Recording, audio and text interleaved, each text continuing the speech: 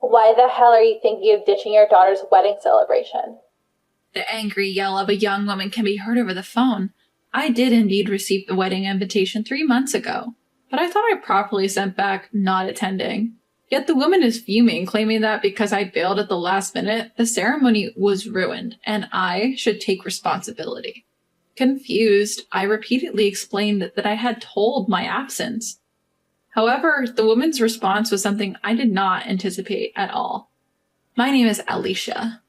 I have a childhood friend named Mike who lived next door, and our families have been close since we were kids. Mike, 2 years older than me, moved away for college and after graduating got a job at a big company in New York. I went to a local college and got a job at a small local company. Soon after, Mike got married to a college classmate, and I attended the wedding as a friend of Mike's. 3 years into their marriage, they had a daughter. Their daughter's name is Bella. They sent me pictures and videos, and Bella was very cute. Mike has good features, so I thought Bella took after him.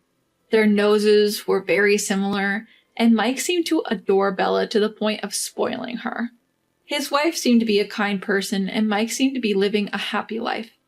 Everything seemed to be going smoothly, but 2 years after Bella's birth, Mike surprisingly divorced his wife and came back home with Bella. The reason for the divorce was his wife's infidelity. Apparently, she had been having an affair with her ex-boyfriend for about a year, and Mike could not forgive her. He obtained custody of Bella and returned home. Alicia, it's been a while. I still can't believe my wife was cheating. I went to see Mike after he returned home, but he had lost weight due to the shock of the divorce and was extremely depressed. He couldn't get over it, calling his ex-wife a lowlife for cheating and expressing resentment towards her. Even though he was doing his best as a father, Bella, still only 2 years old, was missing her mother and crying a lot. Worried about Mike and Bella, my family visited them regularly, provided emotional support to Mike, and helped take care of Bella. Over time, Mike gradually regained his spirits. Around the time Bella started kindergarten, she started calling me Mom. Because I saw Bella frequently and often looked after her, she became very attached to me. People around me said Bella needed a mother, and since I hadn't had a boyfriend in a long time, I decided to marry Mike for Bella's sake. I didn't have romantic feelings for Mike, but our parents were good friends, and with strong persuasion from those around me, I felt more swept up into the marriage. Still, once I decided to get married, I made a strong vow to take care of Mike and Bella with all of my heart.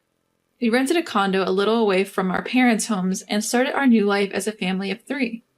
I had been working hard as a full-time employee at a local company, but I quit my job to dedicate myself to childcare, as Mike wished, and became a stay-at-home mom. With support from both families, Bella grew up healthy and vigorous. We had our share of difficulties, but the 3 of us were living happily.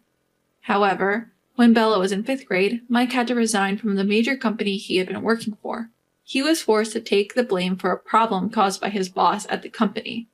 Even though he pleaded innocent, his boss's influence was powerful, and it seemed that nobody wanted to help him for fear of getting involved.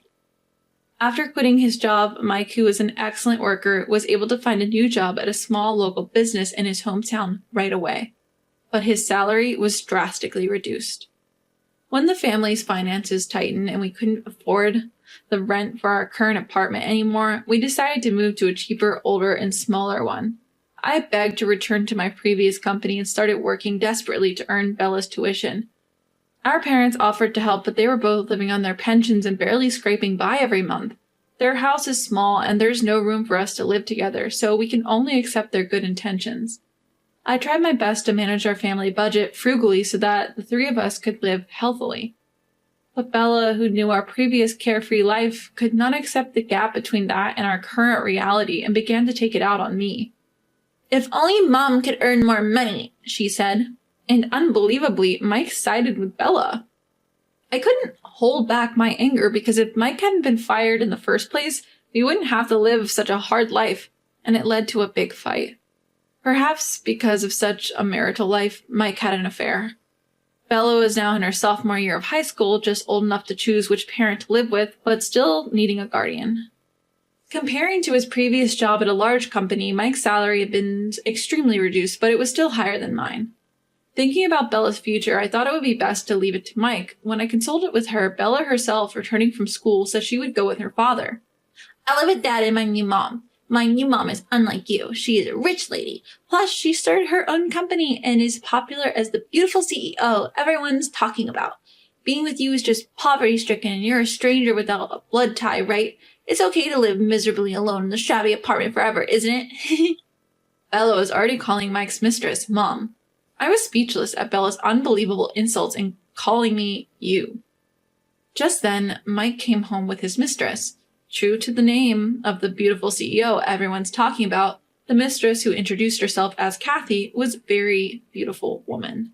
Kathy threw a wad of bills in front of me without even a greeting, a smug smile on her face. Here's the compensation for the affair. It's $80,000 in total for me and Mike. If you want it, I'll be generous and give it to you, so pick it up. In my anger, I wanted to throw it back at her, but I took a deep breath and picked up the bills.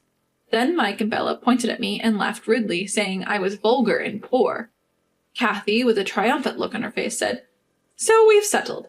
All you need to do is write a divorce paper right away and never show up in front of us again. We've even paid the compensation, so don't bother us with a lawsuit later. With that, the three of them left, laughing at me. I clenched the wad of bills tightly. I wanted to retort, and I felt like slapping all three of them in the face. However, considering it as alimony for two people, $80,000 was higher than the going rate. I realized that I wouldn't be able to win that amount even if I took it to court, so I decided to use the money to start my life anew. And so, 8 years later, I had forgotten about Mike and Bella completely while living a busy life. One day, out of the blue, my parents told me that an invitation to a wedding had arrived at their home. Apparently, it was addressed to me from Bella. When I looked at the actual invitation, the part that said unable to attend had been crossed out, and attending was already circled. My parents said that it had been that way from the beginning, and feeling a bit creeped out, I rewrote unable to attend and mailed it back. I could have ignored it, but I thought it would be a hassle for the venue if the number of guests wasn't settled. 3 months later, during work, a colleague told me that a woman claiming to be my daughter was on the line for me. Could it be Bella? When I picked up the phone, Bella on the other end was so furious that she started yelling at me as soon as I took her off hold. How could you ditch my wedding, Mom? I instinctively pulled the phone away from my ear due to her loud, angry voice. Even then, Bella continued to yell. My wedding is ruined because of you. Listen, I don't have a daughter. Can you stop calling me? Huh? What are you talking about, Mom? We're family, right? Forgetting all about what happened 8 years ago, Bella laughed in a high-pitched voice. When I responded with a deep sigh, she started asking for money. Hey, Mom, your company's doing pretty well right now, isn't it? So you must be making a good salary. I'm struggling financially because my husband is asking for alimony. You'll help me out, right? Because your daughter's in trouble? Like I said, I don't have a daughter. If you're having trouble with money, you should talk to your rich and beautiful mom. When I responded like that, Bella started going on and on about how hard her life is now. It all started with a magazine. Kathy, who married Mike, apparently regularly purchases a famous trade magazine in her industry to see how her company is perceived by the public. Then she's noticed that a company had overtaken hers, which until then had been the talk of the town. It was the company I worked for. After my divorce from Mike, I worked tirelessly to forget about my married life. When the CEO said, "You know what social media is? Give it a try," I became the PR person, started being proactive on social media and gaining media exposure. Our company, which had been conducting business honestly in our local area, saw a boost in recognition and sales began to rise. We started to actively hire locals and even started to attract excellent talent from other companies. As a result, sales went up, which attracted more people, and we started to create better products, and we found ourselves in a very good situation. This seemed to be a huge blow to Kathy, and she seemed desperate to surpass our company.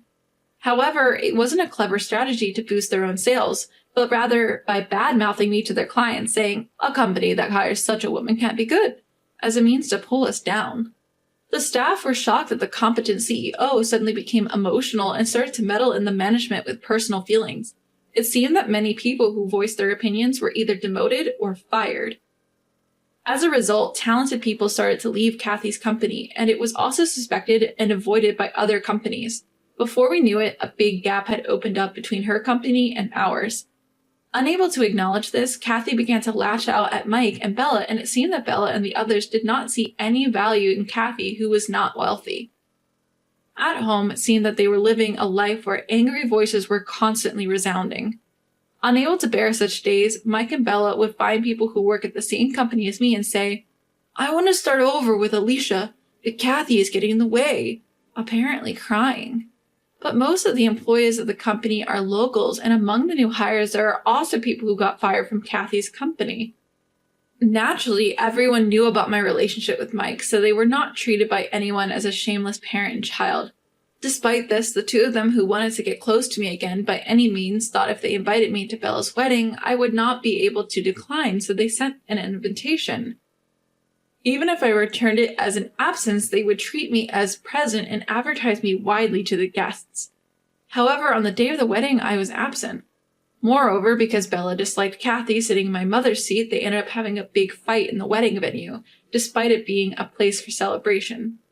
Eventually, the disgusted guests left and Bella was served with divorce papers from the groom, who saw her true nature. "Mom, come back home soon. Your company is money, right? I'll kick that woman out next time. Let's live together as three again." I'm in trouble if I'm blamed for not going as planned, involving people arbitrarily. Every time Bella calls me mom, I, who get a headache, repeatedly say, "We're not parent and child anymore, so stop contacting me," and I hang up. But since they keep calling over and over again, I consulted my boss and registered not only Bella's but also Mike's phone number as a nuisance call to the company. Perhaps they didn't have the leeway to call from a different number. I was able to have peace during working hours. When my work was over and I was on my way home, Bella, Mike, and Kathy were all waiting together. Bella, as always, accusing me of being heartless, Mike repeating his demands to get back together. Kathy was shouting at me to pay her money because I was breaking the promise of settlement by getting involved with Mike and the others. "Hey, Bella, if you're struggling with money, wouldn't it be solved if your dad found a new rich mom? And Mike, you're the one who left with the other woman, so if you ask for a reconciliation with your ex-wife, me, it looks like you're a man who was also dumped by your current wife. Is that okay with you?" Both Mike and Bella, who had been so nosy, quietly closed their mouths. Finally, I looked at Kathy and smiled. "I've kept my promise to you. I haven't contacted these folks on my own. It's not me who's bad here. Isn't it these two trying to ditch you and sneakily getting in touch with me?" I quickly turned and headed back to the office. Behind me, the sound of three people hurling insults at each other echoed. With those people in my peripheral vision, I reported to the police that a squabbling family was on the brink of physical altercation. On the way home via a different route, I also contacted my parents' house to inform them that the actions of the three were becoming more intense. It just so happened, Mike's parents were also at home and responded with a reassuring, "If they show their faces, we'll give them a good beating." I asked them, "Please don't hit them, just keep the doors locked and avoid meeting them," before ending the call.